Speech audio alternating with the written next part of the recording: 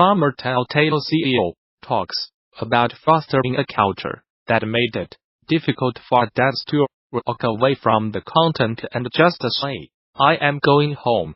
Game Informer has published its in-depth story on Telltale Games, speaking to a number of developers, both aimed and anonymous, to track the studio's practices, triumphs, and unfortunate decline.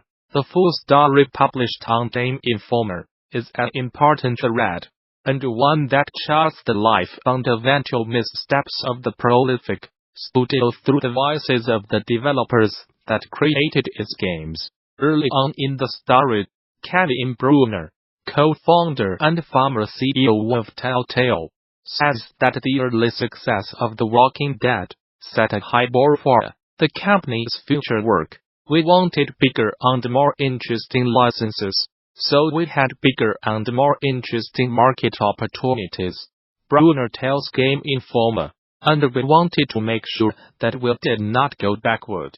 We did not want The Walking Dead to be a fluke, or to be a one-hit wonder." That led to a mix of issues, namely in that Telltale leadership wanted to recreate the success of The Walking Dead in every game the studio produced, but were reluctant to deviate from the formula and take the risks that would get those results. Former Telltale narrative designer Emily Grace Buck explains that misunderstandings and miscommunication between the executive and developer levels hindered the process as well. She tells Game Informer of a fundamental misunderstanding of Telltale's audience that led leadership to, for instance, push for dark themes over comedy in Guardians of the Galaxy, and during some parts of the development of Minecraft Story Mode. Some of that came from publishing, says Buck. It seems like some of that came from the board's requests as well. There were misunderstandings and misinformation at multiple levels that caused things to go that direction. She notes that there were specific moments of creative conflict with Bruner during his time at the studio, as well, where he would ask for extremely large changes very close to a ship date that would mandate crunch for a huge percentage of the studio. Many Telltale developers, both in Game Informer story and publicly following last year's layoffs, recorded toxic company culture and unrelenting pressure to crunch. Speaking to Game Informer, Bruner says that at an executive level, there was a push for that fast-paced culture, seemingly despite the human costs. "For me, at an executive level, all the way down to the animator, if you see an opportunity to make the game better, and you know it's going to ship in a week, and you care about the content, it's really hard to walk away from the content and just say, you know what, this is as good as it's going to get. I am going home." Bruner tells Game Informer, "We tried to create an environment where you really had to do that to survive at Telltale, because we did not have these 3-year-long production cycles." The full story on Game Informer is a lengthy read, but one that explores crunch, rapid scaling, and other factors necessary to understand what led to Telltale's sudden, near closure at the end of last year. As we prepare for the 2019 Game Developers Conference in San Francisco next month, organizers are excited to once again partner with the Indie Giving charity to donate 30 BD Indie Game Summer tickets to the 2019 Indie Giving Initiative, with the proceeds and volunteering time going to local San Francisco homeless charities. The goal of this long-standing partnership with Indie Giving is to give back to people in need and give indie game makers who are generous with their time an opportunity to attend DD with a relevant price. Once again, DD organizers have reserved 13 of the popular limited indie games Summit passes, which always sell out quickly, for purchase through the Indie Giving Package program. When donating to receive these $399 in the giving packages, you must also agree to give back to the local community by volunteering. To participate in an on-site project with AGD 2019, here's how it works. Everyone who signs up for the giving package will meet ahead of the D 2019 topic in together on a humanitarian service project in the Bay Area. This year, you will be volunteering with the local San Francisco charity that deals with homelessness, and all of the profits from these ticket sales will go to homeless, inequality-focused charities in the area. Those who participate after purchasing an indie giving package get transportation and lunch on that volunteering day, and other perks to come. Indie giving package buyers will also get a pass to attend the Independent Game Summit March 18th and 19th at the D 2019, making this charitable program a great way to can get this very in-demand person guide back to the community.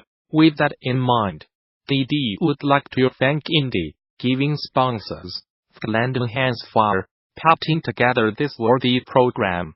To participate, head over to indie giving website, as supplies are limited.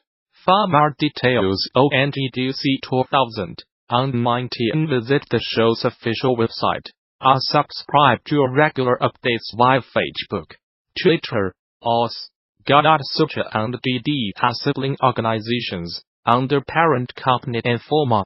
The Animation Exchange is returning to Twitch for the third year to offer a day of free talks on different animation technology and techniques. It's a good resource for developers looking to brush up on their animation know-how or just looking to hear a day's worth of talks from indie and AAA devs alike. The event itself kicks off on March 19th at 12 PST and should run for a little over 9 hours. Over 20 developers have signed on to give a handful of talks on everything from mocap best practices and looks at the animation of specific games to lead calls with animators from a handful of different studios. Developers from studios like Epic, Naughty Dog, Ubisoft, EA, Rockstar, Guerrilla Games, and more are participating in this year's event. A list of the talks and panels scheduled for the stream can be found on the Animation Exchange website. For those who cannot catch the event live, organizers also note that this year's talks will be posted to the event's website after things wrap up, right alongside 2018 and 2017 X programming. With all the games I have played via Game Wisdom and studying for my books on game design, I have picked up a lot in terms of game design philosophy. For today's post, we are going back to basics and discussing how every video game made falls into one of two schools of design. Mechanical gameplay is best used when you want the player to experience a set event, or handle a specific challenge. Older forms of this design were featured heavily in early video games and arcade games. Classic games would frequently make use of event triggers and timers in order to make sure that everything would happen the same way every time.